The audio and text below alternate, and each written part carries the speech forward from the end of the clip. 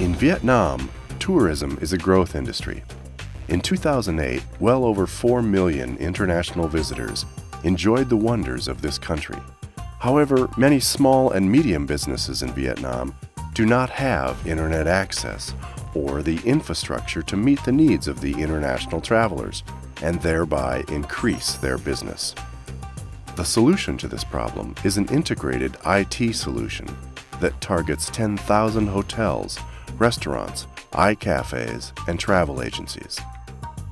Intel worked together with the Vietnam Chamber of Commerce and Industry and the Ministry of Culture, Sport, and Tourism to develop a plan. Hardware, software, telecom, and internet vendors were brought on as partners, and a media sponsor was added to handle publicity. The campaign included a series of seminars across the country, along with the distribution of leaflets to 10,000 SMBs.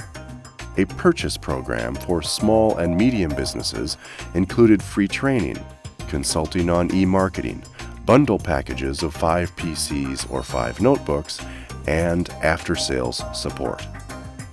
The results have been immediate. The manager of the Golden Sun Hotel recognized that computers and access to the internet is a compulsory demand from guests.